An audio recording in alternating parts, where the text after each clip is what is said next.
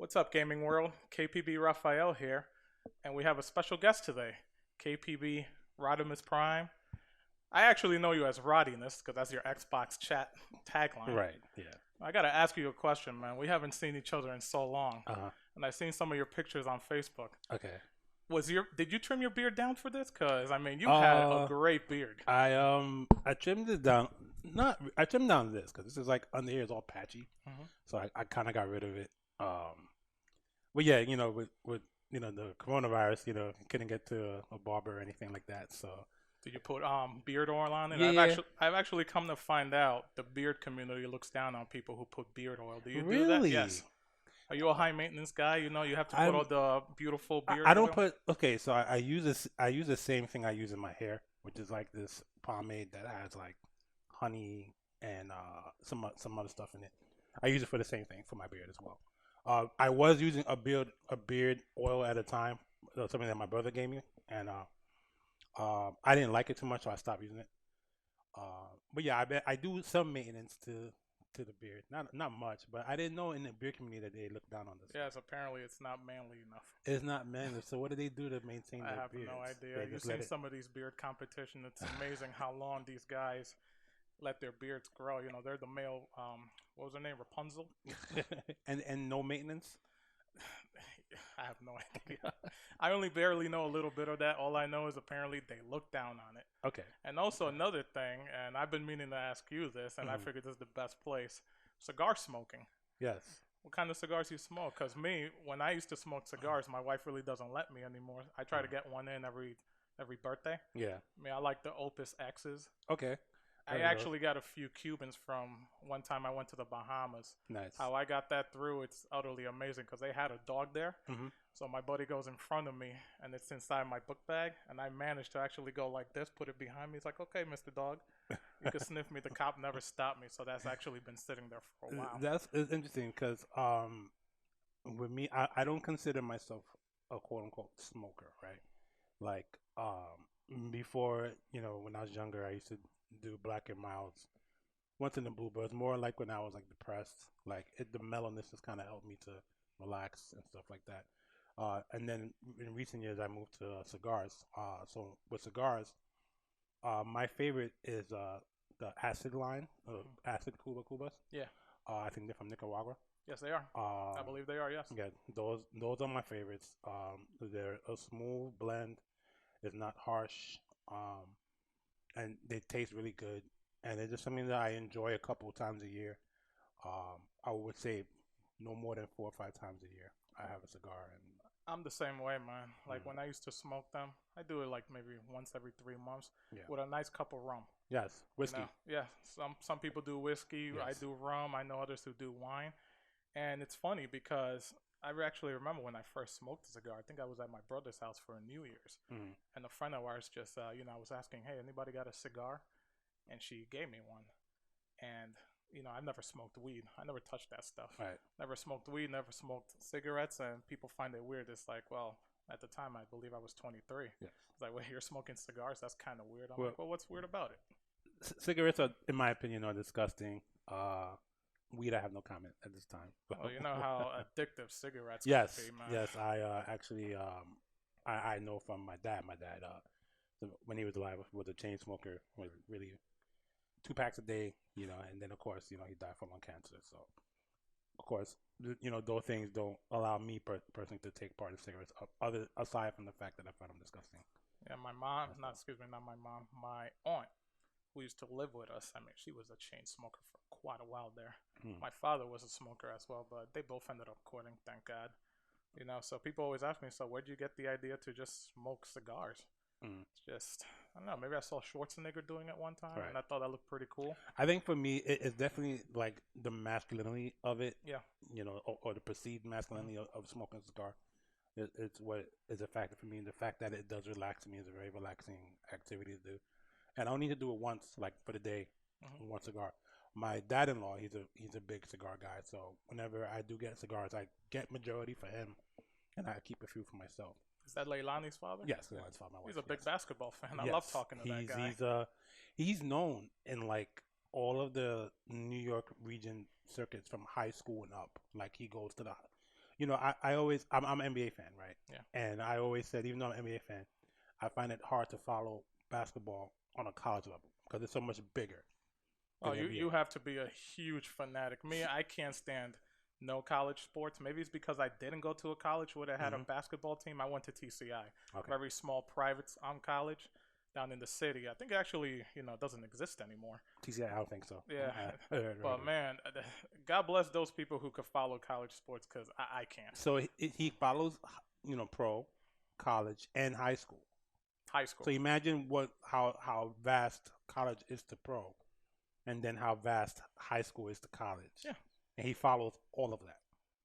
Yeah, that's the kind of aficionado he is. Like he'll go to like the states of the baseball, basketball, football. Well, he's just a big sports He's fan. just a big sports fan. Was he going to the Westchester basketball championships in the Westchester County Center? He went to those. He was also a season holder of the Westchester Knicks. Mm-hmm. He would go see them play a lot.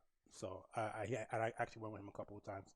I used to see Jimmer Fredette was on the team at one point before he went to China. Yeah. So and I was like, watching him play was amazing. I'm like, why can't this guy make it in the NBA? He was clearly the best player on the court. Yes. By far, like by leagues. Like, and these guys are pretty good. Like most of them can play in the NBA.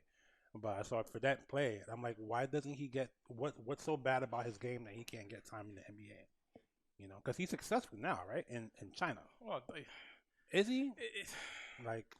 Was successful over there. He was successful. Stephon Marbury. Well, Stephon Marbury went over there and became a god. So, yes. Just all he ever wanted in life was to be loved, obviously. He didn't get that here. It's very funny because, I believe the percentages of top high school players who get to play in Division I college is like the 1% of the 1%. Yeah. Then the college players to the pros, in this case the NBA, the American leagues, is the 1% of the 1%. Right. You go over to the European League, which I believe it's the second most competitive league after the NBA. And maybe that's why. It's just they didn't have that 1% to make it into the NBA. That was my dad-in-law. He played European ball for years. Did he? Yeah, he played European ball for 8 years, I believe, before he came back home and had a regular life. But that's what he did. He did out there, and he from what I understand, he was very successful. Had a decent career. Yeah, that stuff follows you, man. Some of these players now, even some of the coaches. I believe it was the guy I believe it was the Kenny Atkinson for the Nets. He had a career in Europe, and he couldn't wait to come over here. I heard him in an interview with Chris Russo on Sirius XM. Love that show. It's the best sports show I listen to. But yeah, it's just it's a lifelong love for those people. Of course, definitely. I would say that with my father-in-law, like because he's had those connections, he literally can go. He can't go to any like sporting event and not know someone. This is how far-reaching this guy is. I used to go with him to the Penn Relays. I know that I used to. I have gone the past couple years with him. There's like a track and field event in Philadelphia, and you see upcoming high school, college track and field stars, and even some pros. If they feel like coming to attend, they'll come and they'll compete. Oh, wow. They usually don't. I was told Usain Bolt used to go there before he became really big. So and then I think after he won his first medal, he came to the relays once just to kind of show up and look, the best guys here. Let me run for you guys. How many medals does Usain Bolt have? Probably tons, and that's not including the Olympic. World Championships. Yeah, World Championships left and right. Yeah. Who's got more, him or Michael Phelps? Those are by far the two most prolific Olympic athletes that we've seen in the last I don't know about medal numbers. I know Phelps is up there. Phelps has like something like 16 medals along those lines. It's a lot. Yeah. And then now he's retired. So yes, he is. Yeah. And it would have been nice to see him this year. Of course, Olympics is actually one of my favorite things to watch. Like especially during the summer. Like especially because I'm off. I work in education, so like during the summers I'm off. Yeah. So lucky you. Yeah. When the Olympic year comes around, like I literally stay home and watch everything I can watch. Well, it's a change of pace. Summer we have baseball, and I know nobody could deal with that 162-game season. If the basketball season decides to extend itself all the way, not just this year, but before, it's just something different. Right. We love watching the Olympics. People who say they don't stop at least for 5 minutes to watch the gymnasts, polo, and whatever it's on there, they're lying to themselves. My favorites to watch, I like to watch the swimming, of course. I like to watch track and field, basketball, of course, and watch the USA team lose or win, depending on how stacked they want to make their team. I like track and field events. I like watching high jump, long jump, pole vault, hammer throw, discus throw, and a lot of those events you don't really get to see on TV because there's so much going on. Yes. So you'd be lucky to catch like a replay of who won. Well, that's why I always say God bless the internet. I Right, mean, that too. Or they might have it could not have spread on. When we were kids, we had it on one channel. Yeah. But there's so many events. Now they're covered by 8, 9 channels. And you can watch whatever it is you exactly want to watch that goes on that day. And that's the best thing that happened. I don't know if you know this, but the what is it, 61, the hockey team? Okay. That was actually played in the morning. It was broadcast later on that night. A lot of people, well, the people who were there, they knew they won. Right. And the guy who came in, who was doing the broadcasting, basically spoiled it for everybody. Oh, yeah, Ken win is like, well, way to go. A lot of people really don't know that, but that was taped. It was shown, on tape delay, if you want to call it that. Especially if you're in the States and it's somewhere in like Greece or like the Asias, they used to tape delay the stuff. So when people wake up, they can see the important events that's going on. So, yeah, man, sports is fun. I wish I was more involved than a spectator.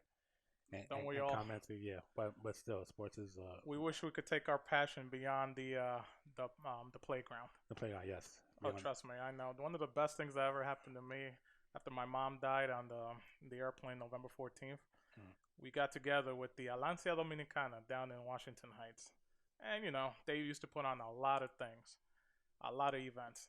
56 tickets one day. We were going down to Shea Stadium, and I want to say 18 or 16 people showed up. Me and my brother showed up. We actually traded in the rest of the tickets for one of those club houses, the box. What are they called? Oh, the club box. The club box. But before then, we actually traded it in for batting practice, throwing on the actual field. Nice. Yeah, I've actually, you see them. We live here. We see Yankee Stadium all the time. I pass by. And they probably get to resell those tickets to someone. Oh, well, no, we traded them in. Oh yeah, I see what you're saying. Yes. But you got to get a nice experience out of it. Yes. That's pretty cool, man. It was actually the funniest thing. I mean, first of all, walking onto that field, so much different than a playground. Yeah. I mean, you see these stands and this is empty. Yeah.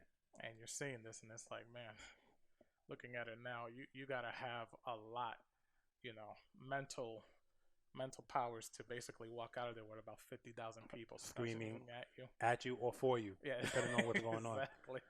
And the funniest thing that happened was right there, I got to do some batting practice. I've always been a good hitter. I'm not saying I'm professional or anything like that. I've just always been a good hitter. Right. The guy who was reliever, I forget his name. I mean, this is almost 2002. He throws at least 15 pitches to me. 11 of them I hit. Nice. The 12th one, it came in. He wasn't having any of that. Yeah. Mind you, I'm just Time out. You hit the first 11? Yes, I did. So, and this is a pro pitcher. Well, he's a reliever. Yeah, he's a pro reliever. He's still, yes. And now, mind you, he's not throwing it to me 99. It's like saying the worst NBA player can definitely beat your ass. Yes. Like the worst. If they were all under the NBA 2K rating and you found someone that was 65, which would be trash in the game, that person can beat you in real life. To be fair, I mean, he wasn't throwing 90. He was he was still throwing 60, and that's still pretty fast, And again, the 12th pitch came, low. Too high. Yeah, he wasn't playing with you no more. Nah, he's like, okay, let me calm down. I actually wanted to sit down. I had no problem with that because I didn't have gloves, and those bats and those balls at that speed, they leave your hands ringing. Yeah, I bet. They're like vibrating, holding, and they're like actual wood bats. So he wasn't even geared up. No.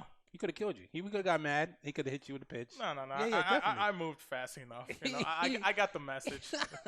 He said, "Stop messing with me, man." Well, there you go. I'm trying to make the team, and you're embarrassing me. Man. You just basically, pushed back a playground kid. Hey, listen, he was mad. How dare you come and hit you? How dare you? Like, this is my team. You're just a visitor. Yeah.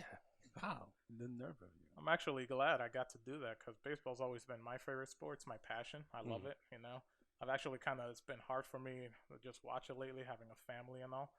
But your passion, at least from what I know, at least from what we do, is obviously fighting games, just like a lot of us. Yes. Which is actually funny because when I first met you, I believe I went to go pick you up because we were going down to Long Island to VSM. But That's that the was the first very time I first met time. you. Yes, yes. Yeah. You came to my house. We were going to stream. Yeah. Yeah, we were streaming the first time. Met up. Was that the first time you've actually stream, or did you stream before? Oh no, we streamed before. I think what year was that? Was that 2013 still? That was 2012. That was the second year that I was playing MK9. MK9 came out in 2011, I believe. So 2012 that was. It was definitely 2012 All right. because I bought. Wait, was it 2011 or 2009? Had me no, it had to have been 2012 because we started KPB started 2011. We brought a first actual rig 2012 that summer. I remember I still have it at home. It's like this Asus mid tower or mini. It was a mini tower, mid tower. Had everything we need mostly for it. What was at the time paid like $900 for it, $800. And that served us for a while. We hauled it everywhere. We were doing stuff at we did an event at Clarkson's Corner.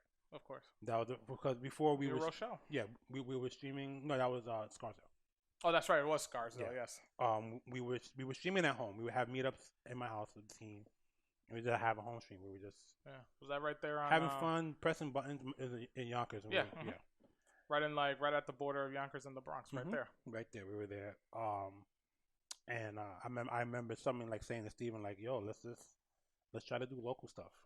Let's try to start streaming local stuff." And we were looking for events that may have needed a stream, and I found an event that was going on in Scarsdale with these guys from New Rochelle, and I hit them up, and they said, "Hey, we're new to broadcasting. I want to come in and just stream your event for free. We just want to put our name out there." What game were they streaming? Oh, was it a multi? I'm sure it was Street Fighter 4 at the time. Of course, Street Fighter 4, something else. And that's how KPB really started getting to event streaming. So that was like the summer 2012. By next year, by 2013, we were streaming at our first major. Which was Summer Jam. We're officially streaming. So how we got involved, that was with Biggie Gaming. I was actually going to ask you, did they come to you or did you put an application? That was not easy. We did not have an easy route to get into streaming. It took a lot of what I would call guerrilla work. Yeah. And like having the people speak for us, right? How we got into events. So now you mentioned VSM. We started doing events with them. Yes, you did. I remember, again, the way we first met, I remember Phil, 9.95. Yeah. I love that guy. Love that guy. Shout to Phil. I love that man. It's he called me up. His mustache and his little baseball hat and glasses. I believe he beat Steve in the push-up contest. Did he? Yeah, Go up. That was during the Gamers Edge number 2, I believe it was. Yeah. We were actually stream. I forgot why did he have to do push-ups though. I forgot.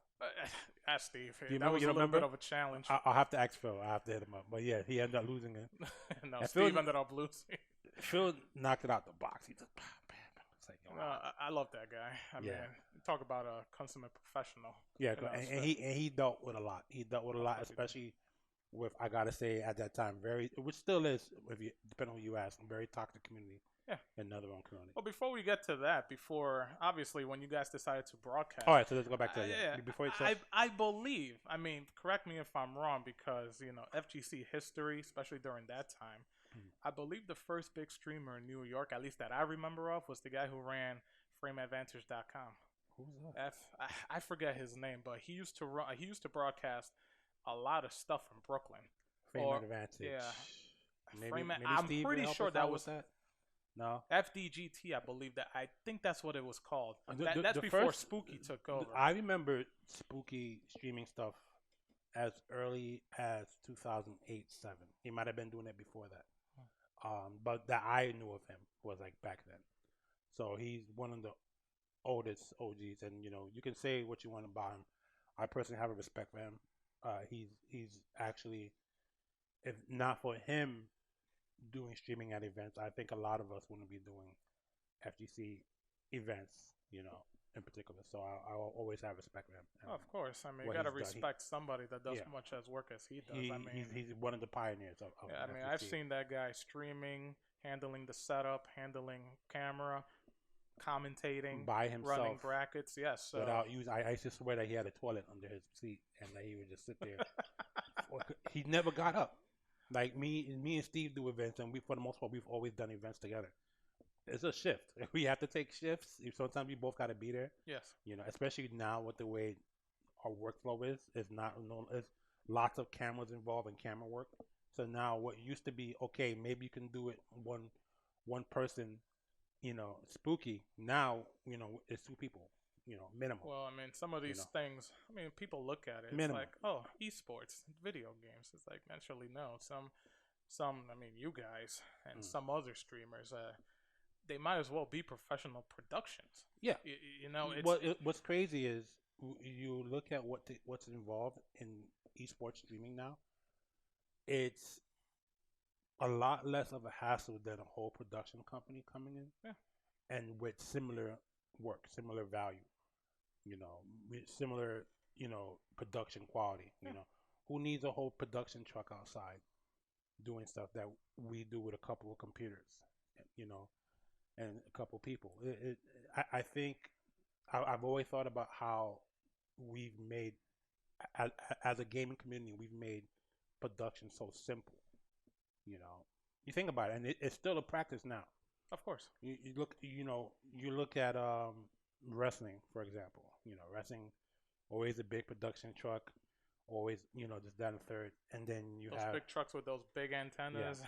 and then mind you, we had a CEO out in Florida. They started having wrestling events. Yes, they did. I know. believe when was the first time they? I think they've been doing the last 3 years. Because the only one I've ever been And the aware of, last besides two- the fact that they had a wrestling ring. Yeah, but They that had- was in Daytona. Yes. When they actually had a venue, but they did the first one in the same venue, and it was the same broadcaster. They didn't bring anyone extra. No, they didn't. No. So little small time media groups doing wrestling production work. Well, all you gotta You do, know? all you have to look at when it comes to production work. I mean, look at the international, the big MOBA tournament. Right. I mean, $1 million added in, and that brings out some of the best players. But the production work is amazing. Right. And again, this is esports. This is a gaming community. Right. Which I've always said, some people like why it doesn't grow beyond what it is. I mean, it's getting that much amount of people watching is Gaming amazing. in itself is growing. It's growing exponentially to the point where we can't keep up. I think the issue is What do you mean growing? In which way? it's just like the sponsors, the money that's coming in. It's just that the money's not being used properly, I think. From my experience and from what I see, we have a lot of people in the community that hold titles in esports and gaming that, one, don't care about gaming at all. They come, they get hired by these companies because they have an experience. But I think a crucial component in working in this industry is actually, if you're not a gamer, understand gamers and gaming, and not through like, some sort of measurement of how many gamers are. You're not using data that you can collect. You are a gamer and you understand the way gamers think and operate. We don't have these kind of people in high places in the gaming industry yet. These are still business people.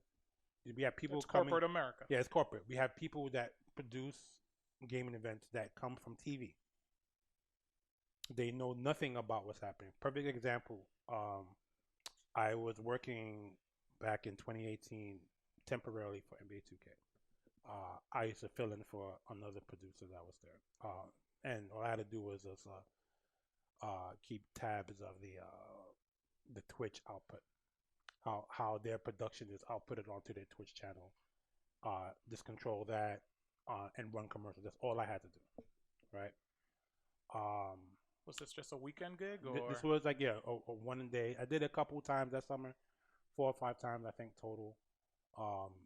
Covering a friend that worked there. And it's amazing. You talk to these people that are from the TV production, and from movie production, and from video production, and they don't know what's going on. They don't know what's happening. They don't understand that it's a basketball simulation and it's 5-on-5, and why is there a commentator, and they don't understand why they pop off. well, you know what it is? They look at it as well, my kid played that game, Yeah. and I don't see him doing all that stuff at home. And then maybe he sees his son on the phone and he sees a competition. Hey, son, what is that? Oh, Dad, I'm watching NBA 2K tournament. And look at that. Along with myself, there's about maybe 2,000 people watching. So wait a minute, there's people actually watch this stuff? Well, Which is actually another thing that I've always told people. And it's viewership in a weird sense. It's like maybe, you know what, maybe we should come back to that one later. But I think that's what it is. Some of these corporate people just try to put it the same. It's like, well, my son is at home playing. How hard could this be? all in all, is the wrong people in the industry, and they're out of touch. And I think once we get more people that you can have a business acumen and business experience, but also have understanding of gaming and being a gamer, how that works. When you start getting more of those people in, I think we'll be a little bit better. Um, but before we go back, let's go back to how we got into broadcasting, right? So we go back again to VSM doing the events. They were at the time one of the well, they always were, and they still are today. Combat Network, uh, one of the consistent streamers for Big E tournaments. Yes. They've been doing it longer than we have, and it was 2012. No, excuse me. We go to 2013. The winter ball was an event, and Phil hits me up, and Phil goes, "How would you like to come and stream with us? You could bring your gig, your rig, and you can stream alongside us, and you know, we'll be an unofficial stream, but we'll be there with our streamer." I said, "That's fine to me. I already go to biggie events. I would like to do it in that atmosphere." Well, you went as a spectator, as a player. I went as a spectator player, but also we bought our rig. Just in case Yeah. anybody broke down. Hey, And guys, not even that. We wasn't scheduled to actually be part of the event streaming. We were just there on behalf of Combat Network and Phil. Yes. And we had our stream set up next to them in the same room, like other side of the room. And at the time, KOF 13 was we had KOF 13 on our stream. Now KOF 13 wasn't scheduled to be broadcasted at any point during that event for whatever reason. That was Biggie Gaming deciding I did. And I don't think it was broadcasted at any point up to that moment. I mean, even though the game was fairly new, the game came out. Yeah, which was very odd. The game, listen, the disaster that was 12, maybe Right. that soured. Right. Maybe it soured on a lot of Well, people, but 13 came out and it was relatively new. And Yeah. you're right, now that I'm thinking about it, not many people were streaming the game at big events. They weren't streaming it. There were people playing it, though. Yeah. People were playing it, and enough to where it should be covered. And we set up our stream, and I think we had someone on there that was playing the arcade mode. I think they needed to open up a character, but we were live. But it didn't matter. It's not like we were expecting anyone to watch. And then I remember this, that if he were to ever see this, I don't know if he remembers this. But I remember Hell Pockets happened to stumble onto the stream. And Hell Pockets is in the chat. And Hell Pockets is like, and he has a distinct voice, and I can hear him. "Hey, well, what do you mean you guys have a stream and it's not covering the event?" I hear him. Now that I know who he is, and I've met him, I've spoken to him, I hear him saying this in his voice, but he's saying it in the chat. And he's basically saying, like, how is it there's a stream that's ready to stream KOF, but no one's streaming KOF at the event? And, like, he actually got people to come into the chat. And we went from, like, we would never have more than 5-10 people in the chat. We were just starting in broadcasting. We suddenly had 50, 100 people asking me, I'm operating the stream. I think it wasn't me or Steve operating the stream at the time. But they're asking us, why are we not streaming? And we were reminding them and letting them know, like, listen, we're not here officially for the event as broadcasters. We're here with Combat Network. And the community was upset. The community knew that there was players there that knew how to play. Of course. But the game wasn't being covered. And they made enough noise where it got back to Big E's company. And at the time, Zach Cademan, who's now part of ECT, he runs ECT, but he used to be part of Biggie Gaming.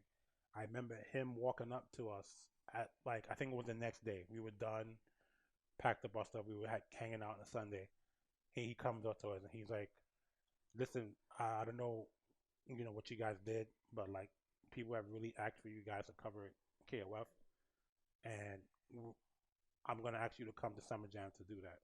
And you're gonna come to Summer Jam, you're gonna cover KOF." And then that was Summer Jam that year was our first time we officially became broadcasting streamers for a major event, and we ended up covering Summer Jam that summer.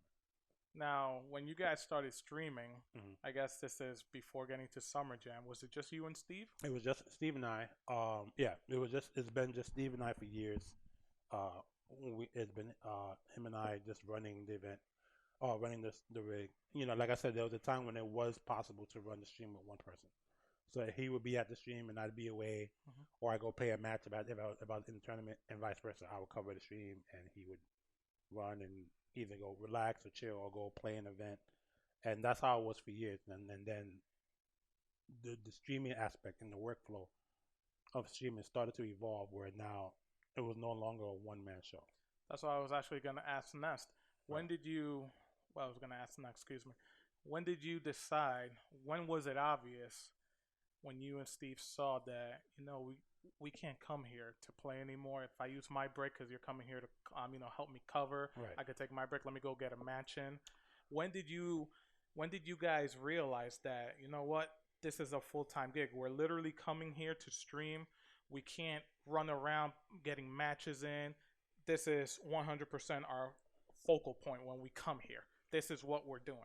I think it was a mix of things. I think one, when we started getting negative comments about our streaming, minimal stuff, nothing to say that like we were bad streamers, but like It's just somebody commentating. just Right? somebody commented, and I remember I couldn't take it.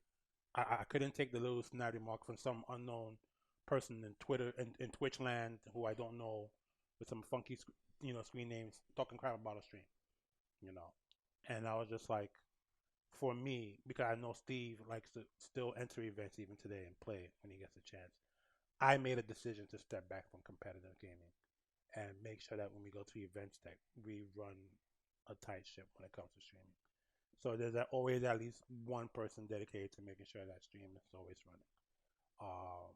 And then a lot of times, like even now, like Steve and I split the load. We now have people on our team that helps. We have like sort of a 4-man rotating team, and with that, we always have 2 people at the stream, and everyone gets to rest. Everyone gets to do what they want to do on the side, and it just makes things easier that way. It became a well-oiled machine. Right. But for a long time, it was just Steve and I.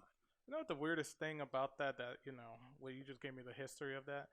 A lot of people, even to this day, with all the information out there, how to properly run a stream, how to do things right, they still find ways just to fuck up. Well, there's no book. There's no book, right? But in this community, considering how, it's an entity within itself where everybody knows everything that's going on. I mean, it's very easy to open up Google, Right. find out, how can I get into video game streaming? Well, again, it's not. Again, there's no book on it. If you look at every streamer who does stuff, just in our community alone, not in every other community, but in our community alone, if you look at every streamer and look at how they stream their product, we all use different things. We all use different equipment. We all use a different type of workflow, a different approach. To me, it doesn't matter as long as you get the job done. I'm not gonna call names. Well, you don't have to. I guess I don't want you to do that. Don't no, get me but wrong. I have haters though. But I guess I'm just talking about more work ethic. Right. This won't get into. Yeah, because equipment and software, obviously, we all use different things, and nothing is universal. Maybe Twitch is. There is a streamer who I will not name on the stream, pretty prolific streamer, who still gets work. That person, listen, that person, I feel personally, would rather put their fandom of the community first than being the professional. And there's a lot of streamers like this. There's a streamer that I know like that in the Smash community who's more interested in being a fan of the game than coming in and being professional and doing work. and it shows. It shows so much in the way they don't even realize it. And yes, we're all fans. You know, I'm a fan of fighting games. Steve's a fan of fighting games. Lou and Deezy, who help support our stream, they have their own fan. We are all fans. That's why we're here. Yes. But we know when it's time to work, all of that goes to the side. We have to make sure that we have a stream because we're always looking to do bigger and better things and get more opportunities. So we don't want our stream to lack. You know. Again, said person, I've worked with this person, you know, in the same event many times. This person usually comes late. When this person does arrive, this person wants to play games. You know. You know what the problem is, man. I talked to Mike about this. I believe I talked to you guys as well. It's just some people, you know, they look at it as a passion. Mm-hmm. I love fighting games. You know, eventually I'll become a competitor. Hey, maybe I want to become a streamer as well. Yeah. I could go to GameStop if those still exist, and Not you for know, long. maybe I want to stream something. But it's a weird mentality, and it's just not gamers. There's a lot of people where it's like I want to see. I'm making some money off of my hobby, but for whatever reason, they don't want to be professionals about it. Right. Where it's like, you know, you got to have a different mentality. Right. And Right. that's what seems. That's what you're basically saying. It's lacking from whoever this individual is. Because it's it like shows. come here to work. You're getting paid to work, which is why I've always wondered, and you guys would know this better than me. I mean, are there contracts being signed where I'm paying you for X amount of hours to do this? Why are you going around fucking around?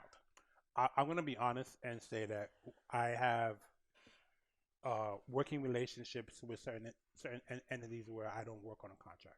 It's basically a handshake. I've worked with you for this long. I feel like I can trust you. There's mutual respect there. Right. I have that with a few people. New clients and new events that we work with, contract always because people will screw you. And we've definitely been screwed this year or this past year by any who decided they didn't want to pay us. Uh, Basically because they just didn't want to. It wasn't where we didn't do a bad job. We had witness accounts that we did a wonderful job, considering the mess of the event, and yet and still they decided that us and a lot of other individuals, including players, did not get paid because of this organization. But we have a contract. It's been in legal situations right now, and it's halfway resolved. It's just that this situation of coronavirus is slowing all. Is that a big problem in the community? What is? Not Oh yes, being, not yes. being That's paid. a huge problem. I'm not in the, I guess I come from, I'm talking to people who may not know what goes on behind the scenes because a lot of people love talking and they pretend as if they know what's going on. But is that a big problem where... It's a huge problem. It's a huge problem not just in the FGC. It's a huge problem in all of eSports. Because what it is, you got these entities and you got these people that have a little money in their pocket and they go, you know what? I want to run an event because they think this event is going to make them money, right? As someone who's done event broadcasting and been in the trenches with TOs and event organizers, if you ever see a penny in profit, it's not going to be on your first time.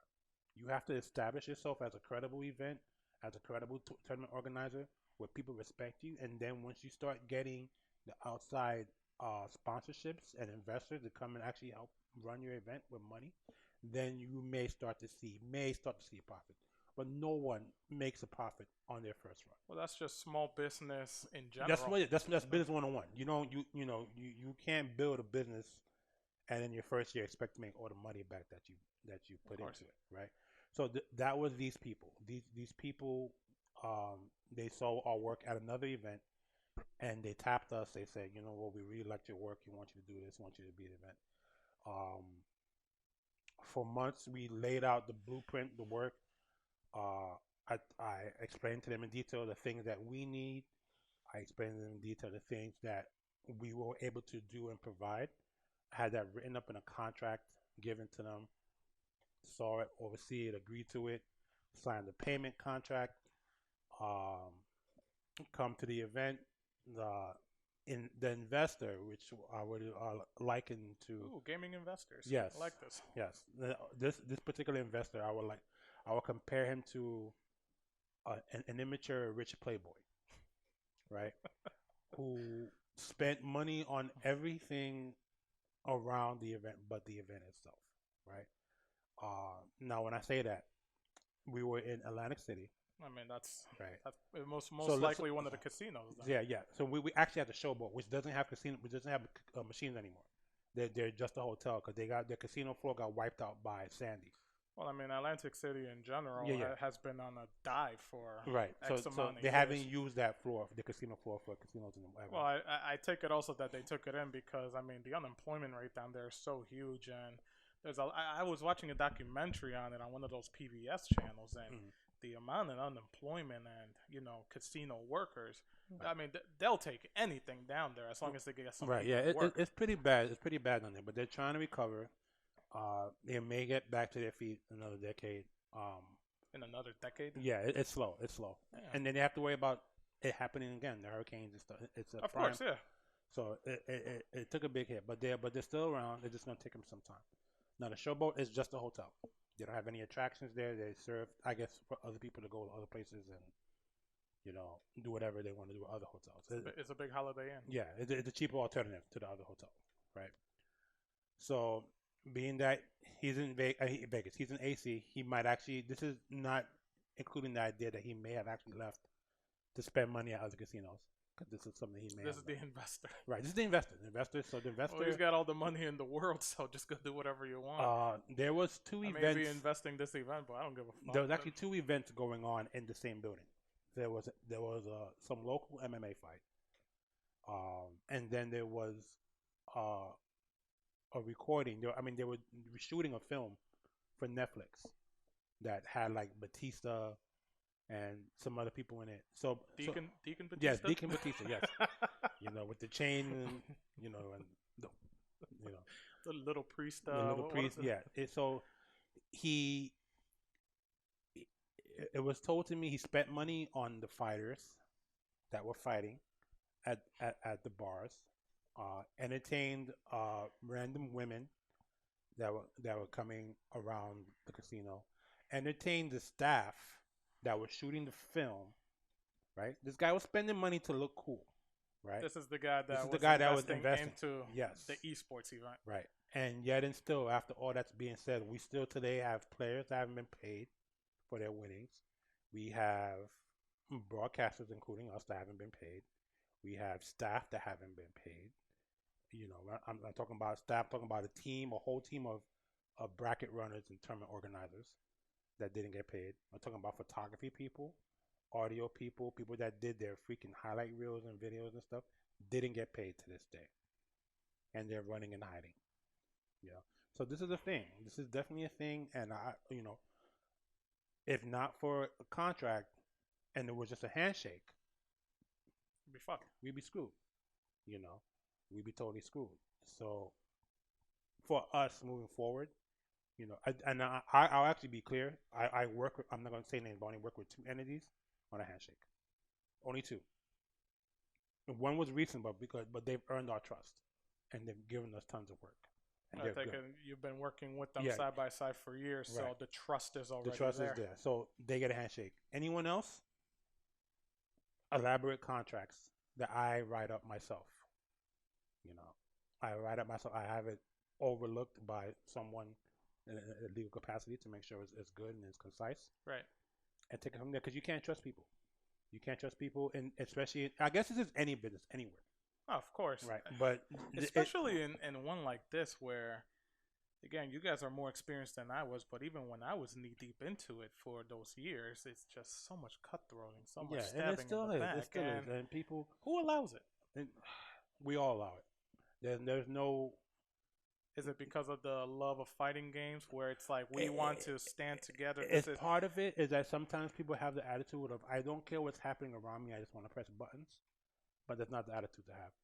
It's not. And we're seeing that even now with all the controversy that's in our community as of late, that people would rather sweep it under the rug. Unfortunately, that rug is like this high right now, and if you step on it, you're going to trip and bust your face. So that's why it's coming out now. And I talk with my guys all the time.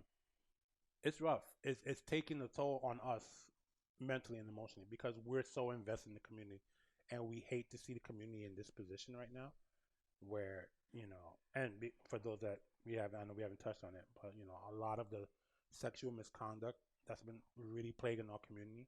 I was gonna come later. Yeah, I mean we can get back to that, but I just kind of brought it up. But it's definitely taken a toll on us. Well, before getting into broadcasting, has fighting games always been your passion when it comes to video gaming? Fighting games I've always been a gamer. I probably I don't speak about this all the time in public, but I'm in my early 40s. You know, I'm getting up there. I'll be 43 in November, so kids call me grandpa. And I've been gaming since I was like probably 5 years old. That's a lot of time.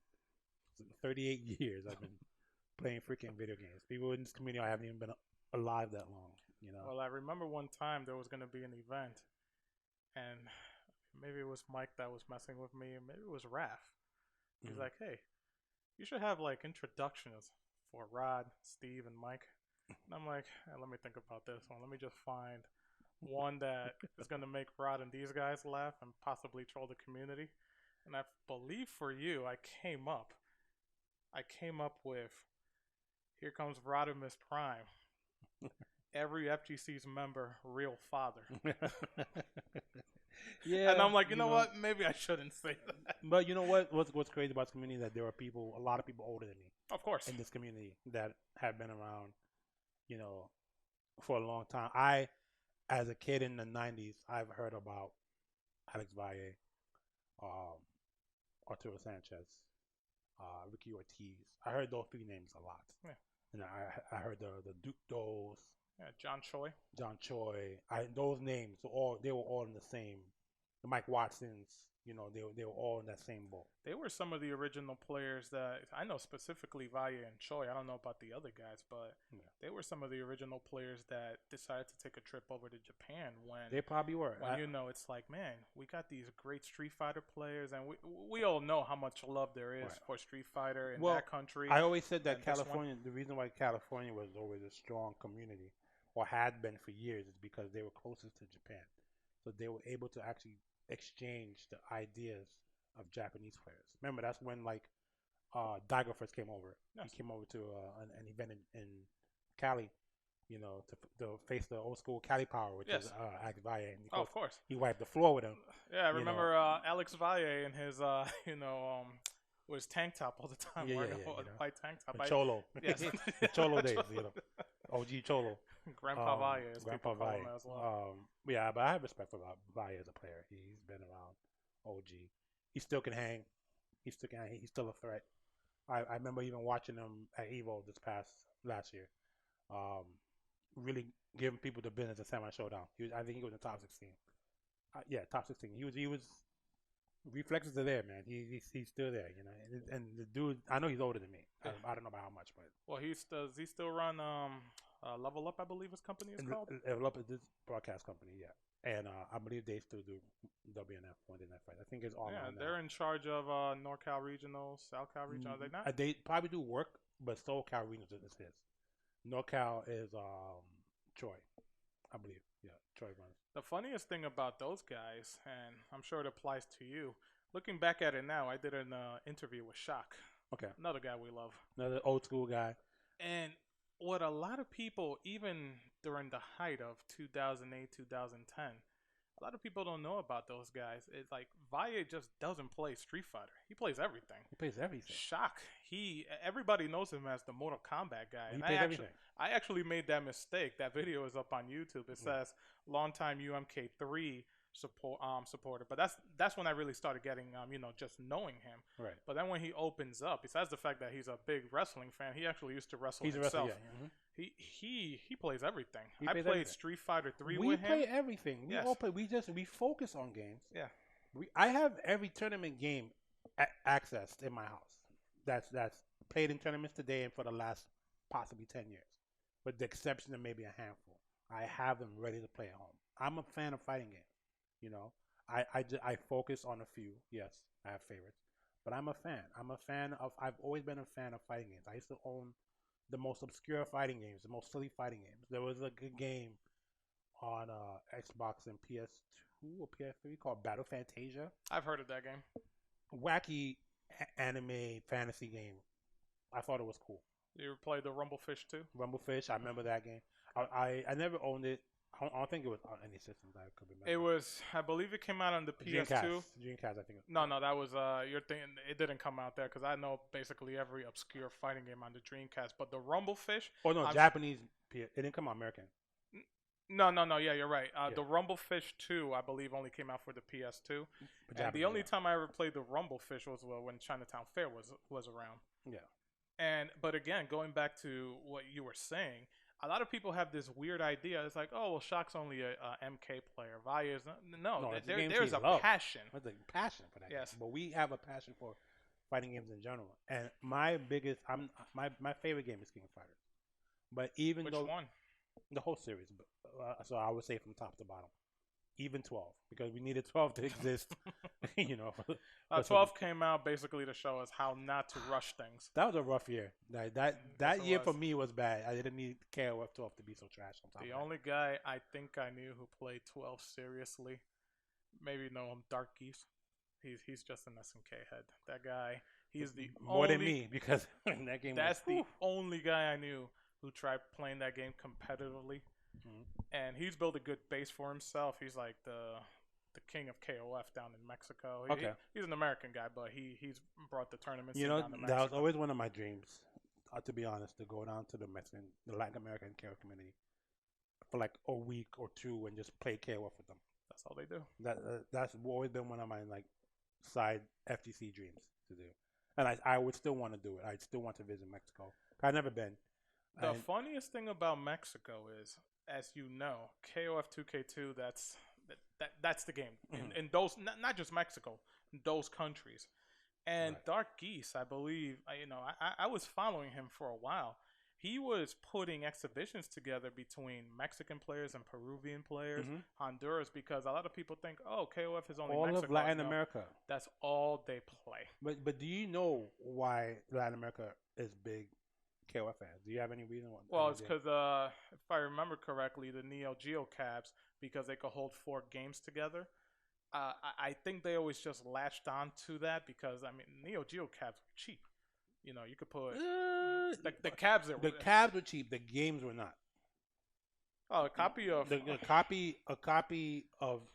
I remember a copy of, like, say, a random KOF 98 at the time when it came out was probably like $1,000 to $2,000, and this is the same exact cartridge that was $200 for the home version. There's nothing different. The AES. There was nothing different. It was just that for the dealer, because the dealer was going to make money. Of course. Well, that's the arcade business back then. Yeah. So this is like, for you, it costs this much. For us, for the player who could afford to buy those games, because now the system, especially if you look at it now, it's not a lot. The system came out at the home system. Yeah, at $500 and $600. For the cost of inflation, yes, it was too much money. Actually, remember that, man? I remember. Of course I remember that, because I was one of the systems I always wanted. Yeah. And so when you have it, and you're an arcade operator, the game for you costs $1,000 because you're going to make that money back. Of course. The game for you, the consumer, $200, which is still a lot for one game to buy. Mind you, SNES card was $60 to $50. We're not at that point yet where we're paying $200 for a game and DLC. We're getting there. Because $200 in total or at one time? In total for a game and its DLC. Because I can remember paying, when I had to add everything up, close to $160 for all the iterations of Street Fighter 4. And upgrades. Now that's just costumes. A fighting game now. Could you imagine something like Call of Duty, which I play? It's like the game in total. How much does it cost? Almost like $800. Yeah, it's ridiculous. So, but the key component as to why SNK games are so popular in Latin America is because, one, they had a storyline, right? A lot of these games had an in-depth storyline. Not compared to some cheap ending you got in Street Fighter 2, right? They did like 2 pages on it, 5 sentences. Right? Where Blanca and his Yeah, mom are yeah. hugging. Blanca, like dumb stories. I'm sorry. I love Street Fighter, but that was a dumb story. You But remember that yeah, when but you beat the game with but Blanca? the main thing was that these arcade boards and these games were programmed in so many different languages, and so you were able to change the cabinet language to Spanish or Portuguese. And so now they a lot of gamers from these areas didn't get the total experience of like a Street Fighter because the game was in English or Japanese. They didn't know what was being said. Right. They didn't know the language. They now know all of KOF lore because it's translated in their languages, and they get to understand and take it in. So now that's why they're such big fans. So that's the main reason why, because when all these other companies are either coming from USA or Japan, and so the games only came in those languages. You have SNK games in your language Right off the bat. right off the bat. Yeah, you're right because the CPS one boards for Street Fighter. You're right. They didn't have no Even language. up CPS3, it was still only made it came up to that. I think maybe Europe. Then was like maybe the next region that they were making. They probably make France, you know, but they wasn't making in Spanish. Well, you Yeah. said you started playing video. Oh, you've been playing video games since 5 years old. When did you decide when was your first experience with anything competitive? I mean, I'm pretty sure it's the same as all of us. We're putting quarters in the machine. We're losing money. By all means, we're there for competition. Well, there were competitive fighting games before Street Fighter 2, before Street Fighter 1, right? If you go back way back to like Karate Champ, people play each other. Of course. It was. I don't know you ever play Karate Champ. It's literally maybe once. The controls, 2 sticks. So 2 players, 4 sticks, and 1 stick was to move the opponent, and one was to do an array of attacks. So it was like if you did forward with the movement stick and forward the attack stick, it did like a forward reverse punch. You know, back did like a different type of punch going. It was so many combinations of moves, and you would get hit with the one move, and then the move gives you a point. If it's like a knockdown move, you get a full point. If it's like just a hit, it's a half point, depending on the impact of the move. So you had to get 2 points to win a round. So that's what it was like, Kumite style, Karate Kid. You know, who gets the first hit. So it's a whole bunch of dodging and I'm flipping over, and then you land a hit. That was the competitive, right? You get now Street Fighter, right? Street Fighter 1? Street Fighter 1. It was Ryu and just Ken, yeah. against the world. Ken was the second player. Yes. Who you didn't know existed unless somebody played with you. Right. And I believe they were just mirrors of each other. Right, they're just complete mirrors, no different. One's blonde, the other one's brunette. Now, Street Fighter 2 is where it really starts for me, right? Because I come in, and I'm still a short guy at this point. I'm like maybe in the 6th grade, going to 7th grade, and I'm coming in, and I see just a crowd. I'm at the pizza shop. By the way, folks, he says he's short, but how tall are you? Now I'm a 6'3", but this is like I didn't get my growth spurt yet, so I was probably about 5'5", 5'6". And I go in, and like there's just I'm a gamer, so when I see that there's a ton of people around a video game, it has to be a new game. You got to see what's going on. I got to see what's going on. I have to. So I go and I walk in, and the very first match I ever saw in Street Fighter 2 was literally the two most obscure characters. It was a Dalsim versus a Blanca. And I said, what the hell is this? You know? And it's like, I'm watching, and I'm trying to peer over because there's so many people watching the game. And the game, I remember the game being so popular and so crowded that I didn't touch Street Fighter 2 for a month. Because I couldn't get that close to the machine. Because people quartered, I don't even remember, the quarter thing. Of course, yeah, the quarter rack. Lined up, okay? To the point where people were fighting over their quarters. Or quarters being stolen because there's that many quarters. I've always wondered, how do people keep track of that? Yeah, and it's like I remember I would just eye my quarter. You're not gonna touch my quarter. Like I know I was there, and we would watch the quarter move up. My quarter's there, and that's it. We just keep track. So it literally took about a month, almost 2 months, before I actually got a hold of the physical game to play it. And then of course I don't know what the hell I'm doing. Now that I'm finally on it, so I'm losing games, you know. And it turned out my first main that I settled on was Blanca. That was my first ever Street Fighter main, or fighting game main, Blanca. I don't know why. Of the Blanca. But then I learned the whole cast. But Blanca was like the person I first put work in. I first beat the arcade gig. That was a big thing. When did you realize he was a charge character? It's like, wait, how do you do his moves? It took a while. You didn't read the marquee? The marquee that we had didn't have the moves. Oh, they didn't. I was talking about that just yesterday about how someone asked me, how did you learn the moves of fighting games? And like that's how you learn them, right? Yeah. From the marquee. But if you didn't have those, you have to take the word from somebody else. So I remember people were saying, like, people used to think back in Street Fighter 1 that Hadouken was the whole 360. Yes. With the controller. And yeah, you're right. A lot of people did seem to think that. You're right. And then the same thing for like the Dragon Punch. I said, well, how do you pick what you want to do? I guess you just mash it. Something's going to come out. And that's what it seemed like. It's especially in Street Fighter 1. You just mash. You either get in a fireball or Dragon Punch out. Computer didn't really do anything to you if you were able to pull them off. But you had to know how to do those moves to beat the game. You cannot beat that game on normals. I can go turn on the game right now, Street Fighter 5, and beat that game with just pressing normal buttons. I can if I wanted to. If I wanted to handicap myself. Right. You can't beat Street Fighter 1 with just normal buttons. Well, I was talking to James MK, and he did some work in the gaming industry. Right. I mean, he sometimes when I tell him that I've actually sat there and beat Maximum Carnage, which anybody who's played that game will look at me with buggy eyes the way he did. It's like, you actually Which one? The SNES LJN the SNES one. made one? Oh, yes. My God. I actually beat that game on a couple of occasions. Listen, that company was sadistic. Midway. With the game. Because there was Spider-Man and the X-Men. Yeah. That was another very hard game. Arcade's Revenge. I hated that game. That game was so crazy. Oh, my God. I would get a headache thinking about that game right now. But I remember him telling me specifically, and you know this, anybody who's played arcade games know this, arcade mode was built so you wouldn't beat it. Right. Because if you beat it, what's the incentive to keep playing again? Right. They made it, the developers of these games made it where, yeah, the game's on very, very hard after you beat the second stage. Right. I mean, Mortal Kombat, you could put it on very easy. MK2. Oh, yeah, when they get to that third, fourth stage, they go ham. Jade, for whatever, you know how it is. The moment it feels you're throwing a projectile, forget it. There's a thing. I know someone that's well-versed in Mortal Kombat can explain it better than me. But in MK2, if you're on the first player side, the computer goes ham against a certain group of characters. That they won't let you do anything. For some reason, I think it's like the ninjas. I think the ninjas, Jax. If you're playing like Raiden or Kung Lao, they're kind of chill.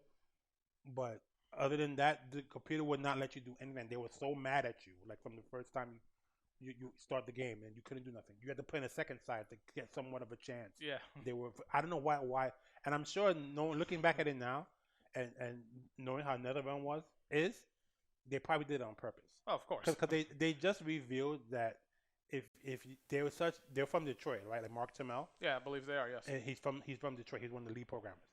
He was such a Detroit Pistons fan that if you played the Bulls with the Pistons, or if you played the Pistons with the Bulls against the Pistons, yeah, or anyone that played using the Bulls against the Pistons, if the game was tied and you tried to get a last-minute shot in, the game was programmed for you to miss that shot all the time. You was not gonna miss that shot. He just revealed that like the other day. He was a bad boy Pistons I mean, good fan. thing I was a Knicks fan, so I'd have to deal with that. I played with good old Ewan and Stark. They developed NBA Jam, didn't they? Yeah, so I'm saying, so Mark Tamel programmed it that if the Bulls played the Pistons and it came down to a last-minute shot and the Bulls had the ball, no matter how wide open they was, no matter who was it that was shooting or what stacked, it was not going to go in. No, they programmed that specifically in the game. No, sports does that, man. Some people are such fanatics. That's an amazing story. You can look it up. He just revealed that like a week or two ago. I'm like, wow. Michael Jordan. Imagine all the Chicago fans that lost to Detroit Piston players because of that. Imagine if you didn't beat them outright, you were going to lose. Well, going back to the arcade days, and I'm sure we all miss them. They basically become fun centers now. Oh my God. Arcades were all over the place in the 90s, even in the back delis where you would otherwise never see and one. This is one part of like why I don't regret being a gamer. There wasn't a place growing up where I couldn't find a game. We had streets, every block that had a bodega, more than like it had a video game in it. and then it's like the pizza shops anywhere. Now that I've known this guy, I know Philly guys that talk about this, Philly kids, and the arcades that were in their pizza shops in Philly, you know, that in Maryland, in D.C., you know, Oh, yeah. there was a regular thing. Jersey, you know, there wasn't just a New York thing. No, it wasn't. Oh no. You know, Anywhere with a densely populated area. yeah.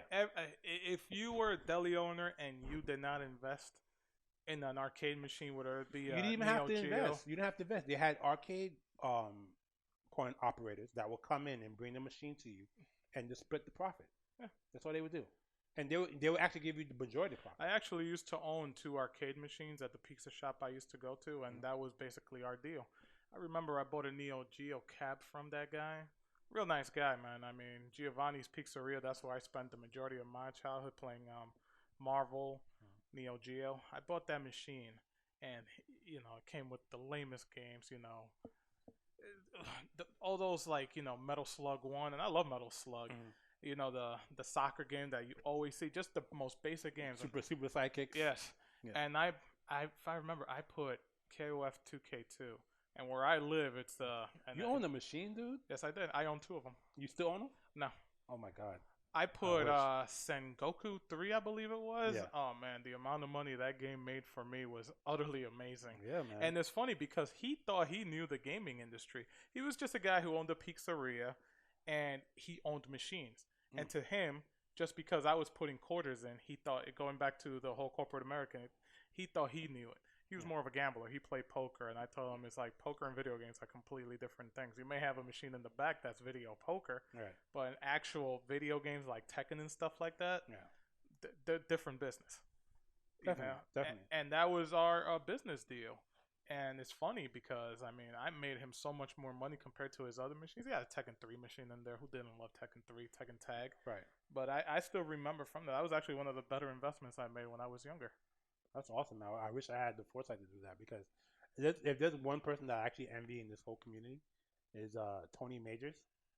Don't know who that is. He has like this assortment of like Astro Cab video games. Is he the guy who supports the Astro Caps to the?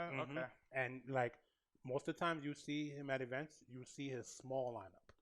He has a huge lineup. He can literally fill the place with What, games. does he own stores where he puts I guess he has somewhere, but like I wish I owned something like that.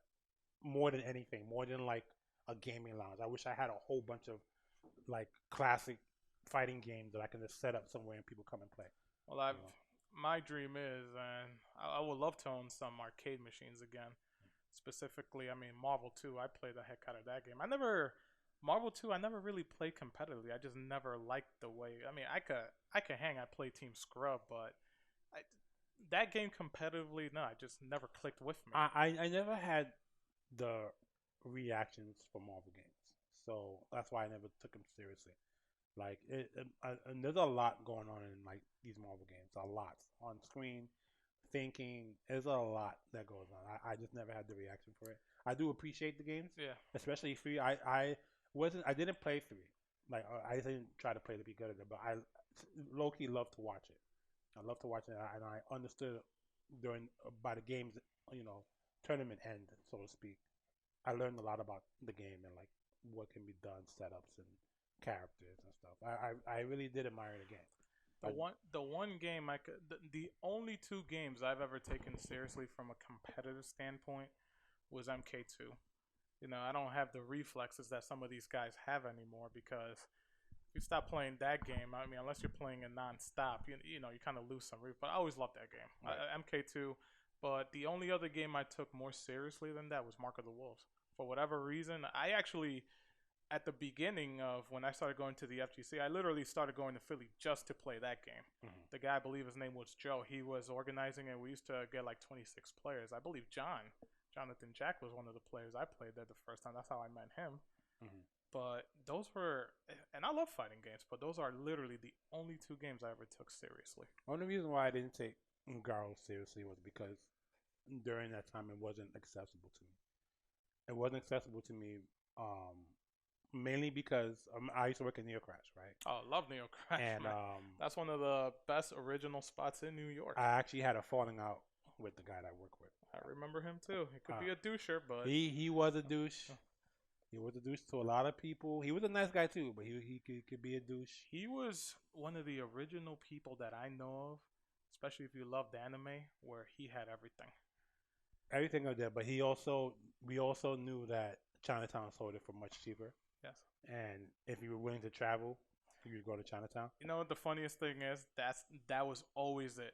I went to Neo Crash because it was closer to me than Yeah. Chinatown. Yeah. I understood that there was more competition at Chinatown, but the competition at Neo Crash was basically what some of the best players the Bronx had. Listen, And as you know, some of the old school Bronx players, especially that area, that's Tekken country. that's Right Tekken there. country. That's EMP country. Yes. A lot of EMP was literally formed in Neo Crash. Um, so I don't want to get into too much time into that character, but Triforce used to come to that arcade and like scout players for to come back to his place and hone their skills. So On their scales, Stardom Empire, if you want to call Empire, it that. yeah. I met Triforce once face to face. It was down at VSM. He just came by. Real nice guy to me. Like his business practices, what I know of them is okay, cool.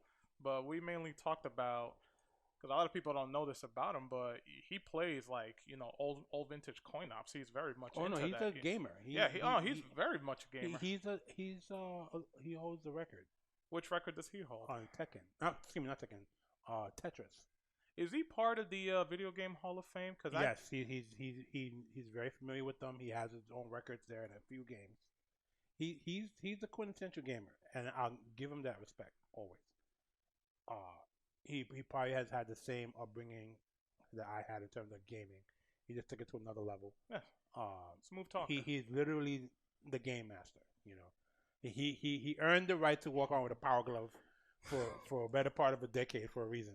You know, he definitely earned that. It's not him being quirky or dorky. No, He he owns it. Yeah, he owns it. He there's no one that could beat him in Tekken.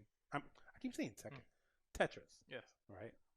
And for a minute, he managed a very powerful team of gamers, not just fighting gamers. Remember, his team spanned a bunch of different games. So it wasn't just fighting games. I don't know if you remember this, and it was covered by MTV. He actually it was Team Empire Arcadia versus Team Canada. No, I don't think I remember that. They went to this event. It was like they competed in 50 games, and it was like Team Empire had a representative in all those games. So it was some ridiculous number, like maybe not 50, maybe more like 20, 30 different games. Versus like Canada, whoever what they could find in Canada at the time, not just freaking Ontario or wherever it is they went, but all of Canada. Yeah. To compete, and I think the score they only lost in 3 games. That was the only 3 games they lost. They beat them in every fighting game, I believe. Every type of puzzle game, like puzzle bobble. So he had Smash. all genres. Yeah.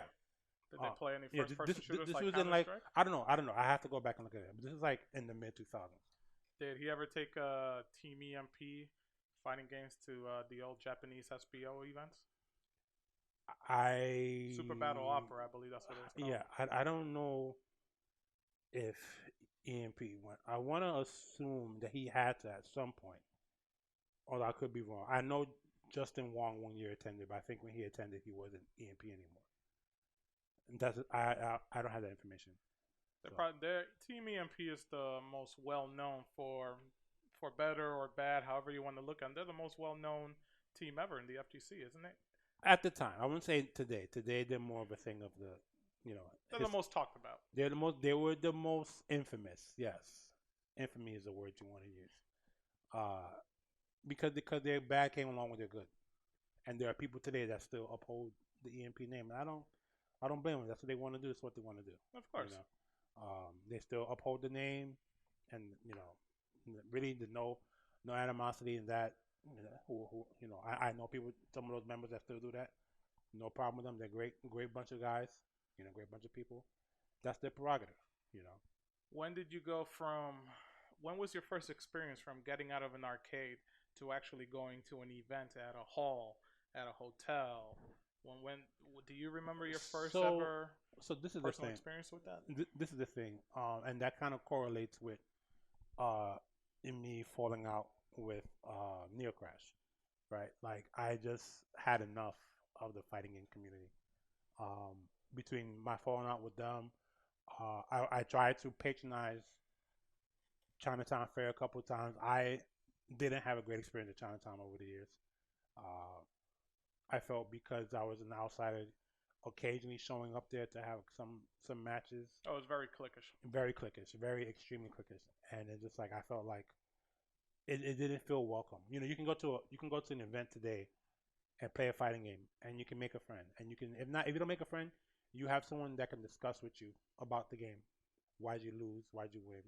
Or vice versa. Why You you should do discussing this. it? You should do that. Was there any of that in the arcade? Personally, if you ask me, and I've been to Chinatown Fair quite a couple of times, I'm sure nobody's gonna remember me because I didn't frequent it as much as some people did.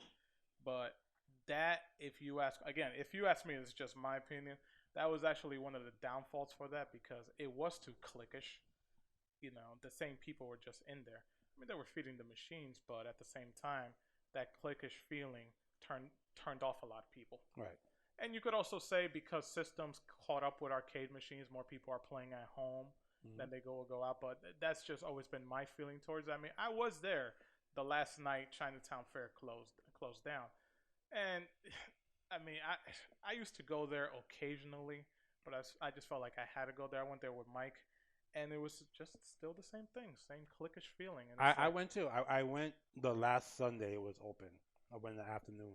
we Just actually because. went the previous Saturday. We went there Saturday night. Yeah, I just because I still respected the competition in Chinatown. Competition was fierce in Chinatown. It was obviously the best in the city by Of course, far, yes. and realizing later probably one of the best in the country. You know, and I remember holding my own in certain games. I was in the middle of the pack in Third Strike. It was hard for me to to play defensively in that game.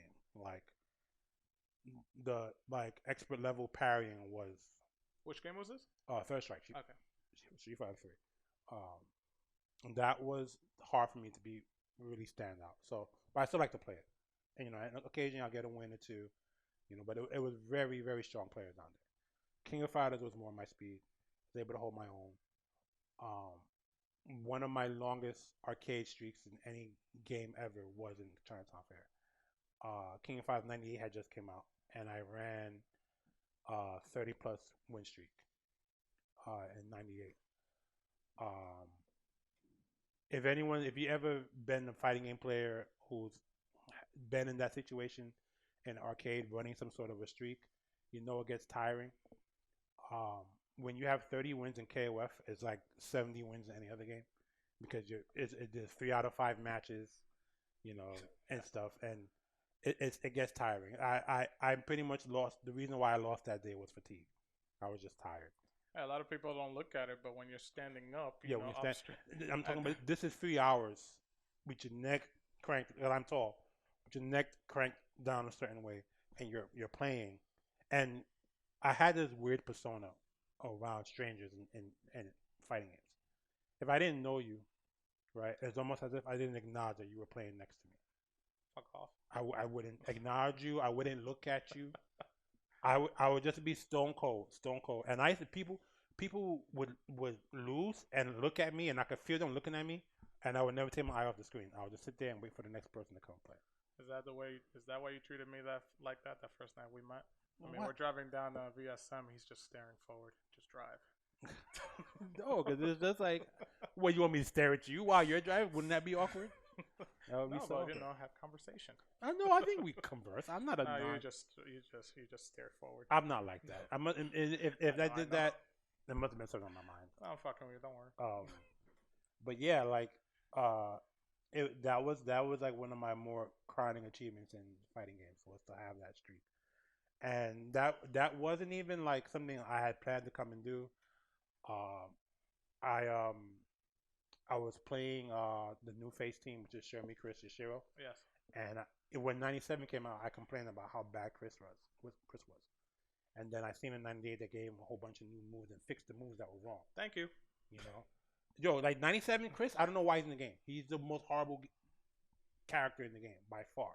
Is he worse than Sean in Street Fighter 3 Yes, Third Impact? he's just trash. It's like why? I used to play Sean. Why are you made this way? That's what was my thing. I played Sean in Second Impact. And he then became, Third Strike came out, and I'm like, what the fuck? He became this mix-up heavy character in '98, and I'm not. I don't play with characters that are usually aggressive offensively. I'm more of a neutral guy. Is that your playstyle? I feel Is like that your playstyle across all games, or just no? KOF? It changes. It changes. It does change. Because like, it depends. Like if I'm playing like Alex in Street Fighter 3, I'm very aggressive and like in your face. You remember that? I think you remember that very very well. Were you gonna touch on that? I guess you don't want to touch on that. Simple, you can't escape. I'm like, yeah, fuck this, I can't. I just put down the controller. I'm like, goodbye. I'm not gonna talk about it.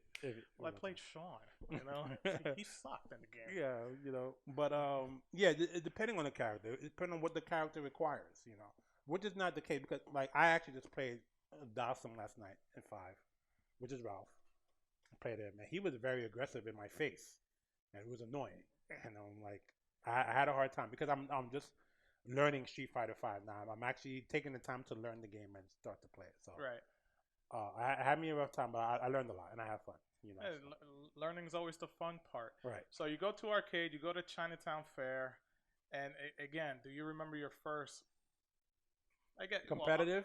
Well, arcades are offline events if you want to look at it that way. Okay, so first I'm talking about first event, not an arcade. Where it's actually something organized by somebody. Where it's like, hey guys, listen, we have maybe $100, up for grabs. Believe it or not, the first that I played in or attended. Attended. Attended. Steve did an event for Tekken. The event for Tekken at 8-bit the gaming store that was that the one in the Bronx? No, it was in East Village. 8-bit. I don't think I 8-bit and up gaming. We used to hang out there when we first started KPB. I think they moved down to like West 4th or something like that. But they were in the East Village on what is that called? Astor for a while now. For many years before they moved. That was the first offline event I visited. Steve ran it. He TO'd it. It was for Tekken. Which Tekken? Tekken 6. Tekken 6. Yeah, Tekken 6. And that's when I was just like, okay, this is cool. And I've known Steve for years at this point. This had to been like this is actually a bit before KPB. This is probably like 2009, maybe 8. I want to say. How did you and Steve meet? Well, I've known Steve from Neocrash days. Okay. Neocrash days from the '90s. So I've known Steve. Steve was a little kid, and I knew his family. And me and his sister are very close too, and that's how I knew Steve.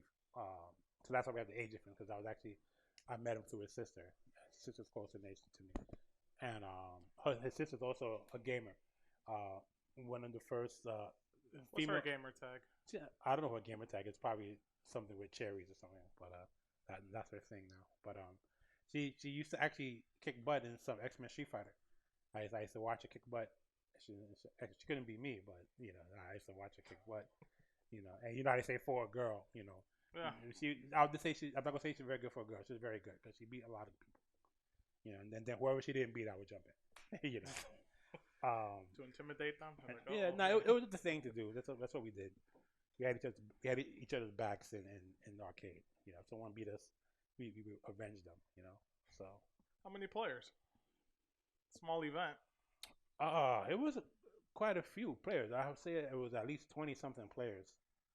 I've interviewed a few people before back in my VSM days, and you could clearly see which players were in it for the long haul and which weren't. Mm-hmm.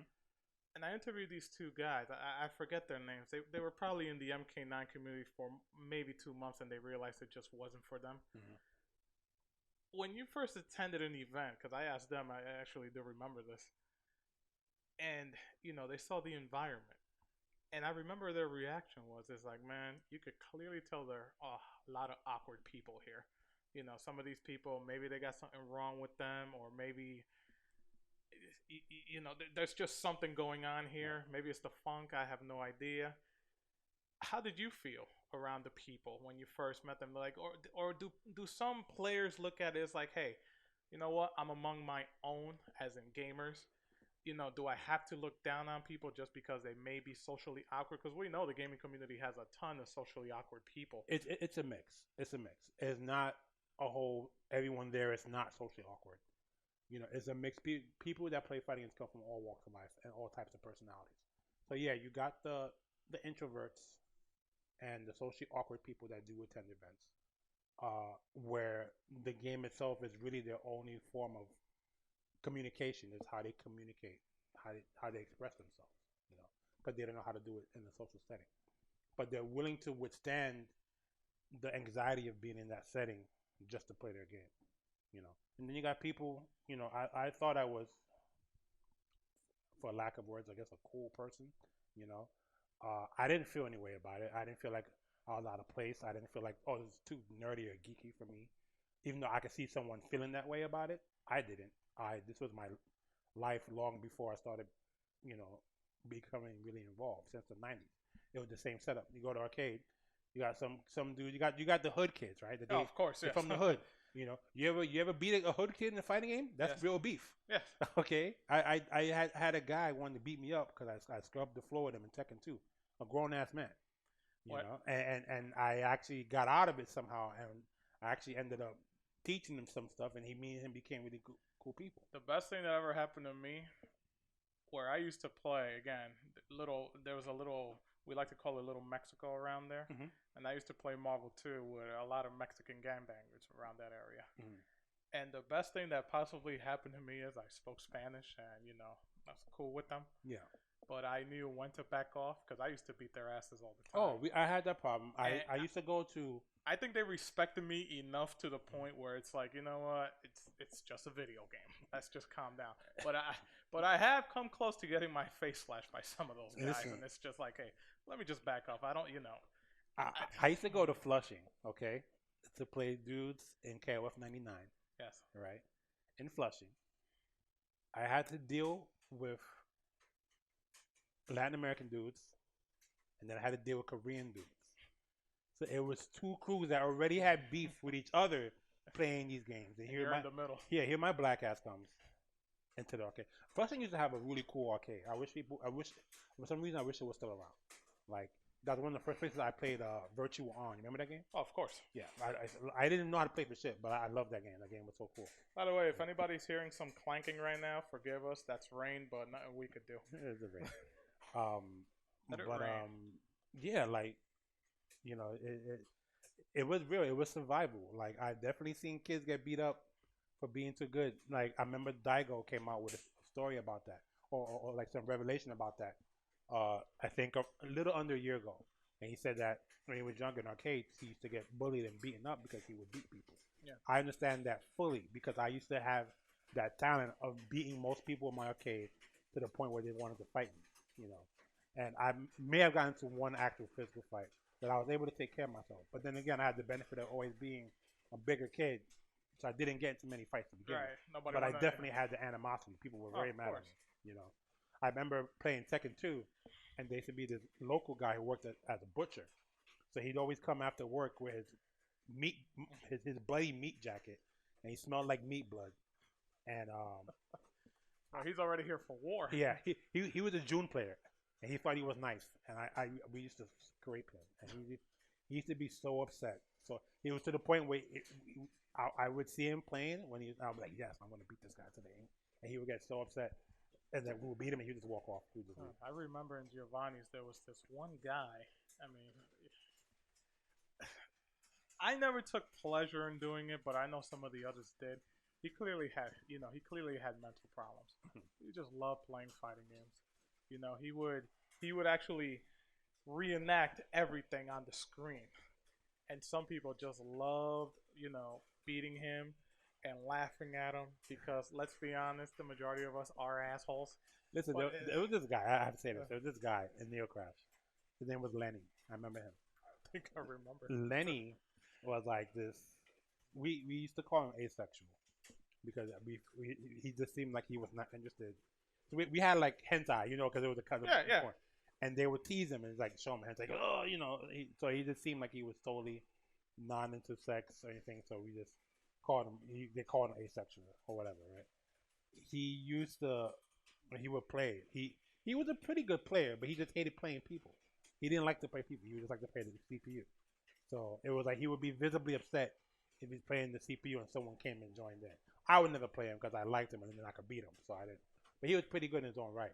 But when he did play people and he won, he was so animated and he would like sit there and like, execute the move, and when the move landed, like like one of the Rambos of the Art and Fighting guys, he would sit there and go, and then, blah, and it was just like he enjoyed it so much. I used to root for him. It was funny. So yeah, I remember people like that would just act out the move as they're playing the game.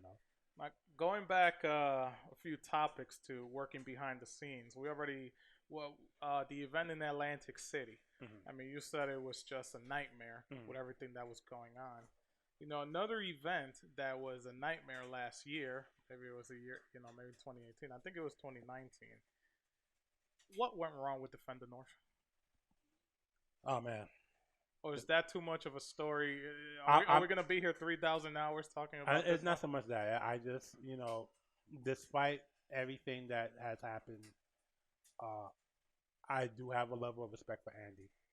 Um, he's not the worst TO that people try to paint this picture of when it comes to him. Um, he gets a lot of bad breaks. Um, the Defender North with Defender North, I was ready for a lot of the bad to happen because it was just kind of the nature of not only his event, but more like something that could happen at any event. It could happen at Big E event. It could happen at ECT. It could happen anywhere. So well, that during that weekend was the big heat wave, so right. that didn't help. So and again, people say a lot of stuff when they're not there, when they're not a part. That's another thing about the community. You hear something, and people have a lot to say, and they run their mouth. But these are people that probably don't ever attend events, maybe because they're fucking awkward and they don't want to be seen. Well, it's a full-time job to be a shit talker on Twitch chat. But I look at people like that you got something to hide when you have a lot to say at home and don't come out and see. It's not easy to run these events.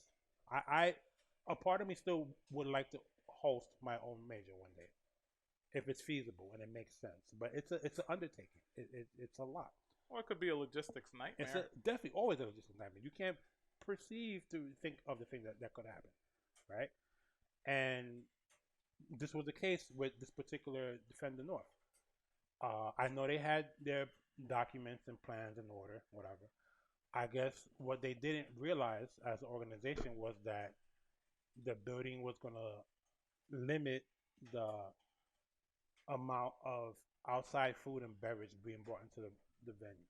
Well, what was the venue? The New Yorker Hotel. I mean, that's an old hotel, though. Yeah. As well. I mean, they're not. I mean, unless he got a great discount on it, you're not gonna find much. I'm not privy to that information. I just know that he was able to do it there. Well, I'm just speculating here. They didn't do right by the tournament. You can't control things like it being a heat wave that weekend. You can't foresee that. There's nothing you can do about that, right? It was a heat wave that particular weekend. The building itself was regulating the internal AC, the central AC. They didn't always have it on for whatever reason. I don't know if it was they were. From a personal standpoint, I feel that they were being cheap. They didn't want it on. Some may say that they were probably worried about how much it was draining power during the heat wave. For whatever reason, it wasn't on the way it should have been the entire time, right? Because of that, it was an environment where it was very humid, very hot. I would definitely say, as someone that was there, that if you had serious health conditions, you shouldn't be there. So the person in particular that passed away, to my understanding, didn't die from heat exhaustion. Didn't die from any element that was provided by the event. It just helped his underlying conditions, become an issue. Well, I've heard he fell and hit his head. Yeah, So because he that's passed what I out. heard. He had a seizure, and it was. Now, with all the bad news coming out of that event, Mm. why didn't Andy, the guy who put this together for some goodwill, why didn't he have a 10-bell salute or anything? Well, I mean, he made an acknowledgement. I mean, it's just Well, I think it became too late. that's up for debate. Um, Again, I'm not gonna hang the guy for it. No, I'm not either. He's I know where his head is coming from. I know where his heart's coming from. He wants to. His whole purpose of D10 was always just to put New York on a pedestal in terms of the fighting community. New York, and I've said this many times, New York has had some of the best talent in fighting games ever in the history of competitive fighting games. Even when you remove EMP from that, you still have a lot of players from New York that were threats and continue to be threats too. New York has bred killers in terms of the fighting community, and I agree with him in a sense that because of that, we don't get the shine we're supposed to. We don't get the acknowledgement we're supposed to. All right. From who? From the community, from the people that work in the community. The FGC or the gaming community in general? Both. Um, we're now in the stage of pro tours. When you say you don't get the recognition, is it based off the fact that everybody has this idea that New York is next level only, and then there's everybody else? No, it's the idea that we have these pro tours that I was about to get into. The pro tours don't stop in this region. They used to. They don't. They never have. They never stopped at the Barclays Center? No, they're not. Those one-off terms are different. I'm talking about when Capcom decides. Oh, the Capcom. They want to have pro tour. When the MK tour, when Tekken MK, tour. Yeah. Namco, Tekken, they don't make it easy for New York players to come and play because there's not events here. The closest events we get the second, third level events. If that, we get the the ranking events. Yeah. Where you get some points. Doesn't mean you're gonna get on the board. Doesn't mean you're gonna get into the finals. Right? You get to go to a premier event and you win that event, you're guaranteed a spot. Basically, we don't get those opportunities unless we fly out somewhere and spend X amount of money. But that's competition in general. Right. You want to go where the best competition is, where you may make the most I'm money. sorry, and I'm speaking on behalf of New York because I'm from New York and from this region. We're a better region than Atlanta and Georgia. Maybe not in Tekken. They run Tekken. They run Tekken. I think overall, we run shop over that. We're only second, if we're second at all, to California and the West Coast. Still, nothing's changed much. Yeah, those regions have gotten better, and we got great players out of the region, out of the South, out of the Midwest. We've gotten great players from them that have won big events. We're still, as a region, better than most of these regions. But whose fault is it that we are not getting recognized? It's a decision of these game companies to decide where and where to have it. But what's running them off? What's scaring them? It's a number of things. From what I understand, is one, the people that are making the decisions, they're biased. There's a lot of nepotism in those decisions. And another aspect of it is I don't think the regional TOs here do the best job they can do. We're talking about Big E. Talking about everyone that falls in here. Big E. The Northeast. Not just the Northeast, just the Northeast. I'm talking about, and I work with all these people, so I'm not saying anything that they don't know they don't know how I feel about. I just think we should do more and be better. Does the Northeast section of Canada deal with the same problems we do when it comes to that? And from what I hear, Canada's a mess. That's what I hear. I don't go there. I know a few people from the scene, not enough to talk to on a regular basis to get a real steady input. But from what I hear, it's a little bit messy. That's what I hear. Don't take that as fact or anything. But that's my opinion. But even when we try hard, I think that we have to still deal with outside elements as to why this region doesn't get the shine that it's. And this is the perfect example was they did a Soul Calibur Pro Tour. I think it was the first time they did Soul Calibur ever. Soul Calibur 6. Right. Yeah. it's pretty safe to assume that in the United States, the Northeast community is the best region in Soul Calibur. Yes. Big E Gaming has been one of the most prominent tournaments to feature regularly throughout the years, going as far as Soul Calibur 2 featured Soul Calibur at their events. Right, the communities that are in the Northeast, especially the ones out in Jersey, New York, Philly, um, New England, very strong players. Very they love strong. Soul Calibur. Love. This region did not get any type of Pro Tour at all. At all. They could have given it to any of the Big E events. They could have given it to ECT. Could have even given it to DTN. You know, nothing. Is Canada Cup still around? Could we Canada include them Cup, in that list? Yeah and no, and they All right, so let's disregard them then. So. They used to get premier events, but for whatever reason, or reason I'm not, I guess, allowed to speak on. I wouldn't know either, but I'm assuming it's because it's in Canada and they're hey, right. It's trying to go. We're close enough to Canada. We can go to events. Yeah, of course. 5-hour drive. If we can go to, Atlanta, we can definitely go there. It's much closer. But the general consensus is we're not getting the shine.